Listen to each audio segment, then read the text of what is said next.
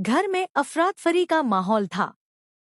हर कोई घबराया हुआ था क्योंकि नील अचानक गायब हो गया था। किसी को समझ नहीं आ रहा था कि वो कहाँ गया या उसे किसने गायब किया।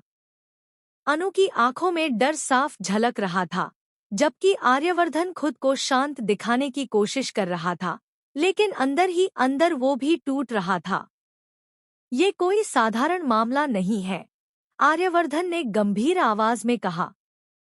उसकी नजरें सीधे झंडे पर थी, जैसे वो किसी बड़े शक को जोड़ रहा हो। झंडे भी उतना ही सतर्क था। मुझे लगता है ये सब प्लान किया गया है, उसने धीमे से कहा, और जो भी इसके पीछे है वो हम सबको अच्छी तरह जानता है। तभी आर्यवर्धन को एक कॉल आया। उसकी आंखों का रंग बदल गया। लोकेशन मिल गई है, उसने तुरंत कहा। नील खतरे में है और हमारे पास ज्यादा समय नहीं है। ये सुनते ही सबके दिल की धड़कन तेज हो गई। बिना वक्त गवाए आर्यवर्धन और झंडे उस लोकेशन की तरफ निकल पड़े। रास्ते भर एक अजीब सी खामोशी थी, जैसे दोनों अपने अपने दिमाग में शक और डर के धागे जोड़ रहे हों। अगर ये वही है जो मैं सोच रहा हूं, झंडे ने बात अधूरी छोड़ दी। आर्यवर्धन ने उसकी तरफ देखा, तो आज सब कुछ सामने आ जाएगा। उधर एक सुनसान गोदाम में नील कुर्सी से बंधा हुआ था। उसकी हालत खराब थी, लेकिन उसकी आंखों में अब भी हिम्मत थी। सामने खड़ा शख्स अंधेरे में था, चेहरा साफ नजर नहीं आ रहा था, लेकिन उसकी आवाज में एक खतरनाक ठंडक थी।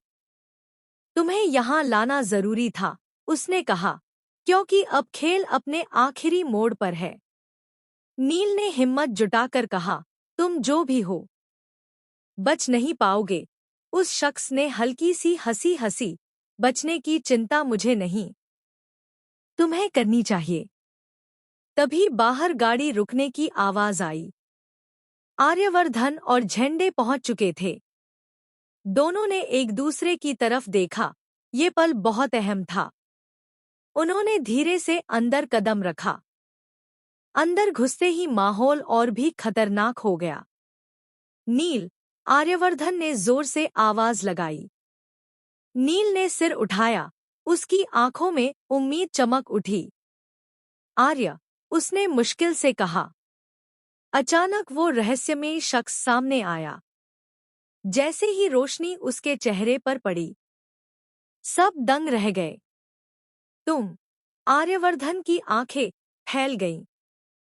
वो कोई और नहीं, बल्कि घर का ही एक करीबी इंसान था, जिस पर कभी किसी ने शक तक नहीं किया।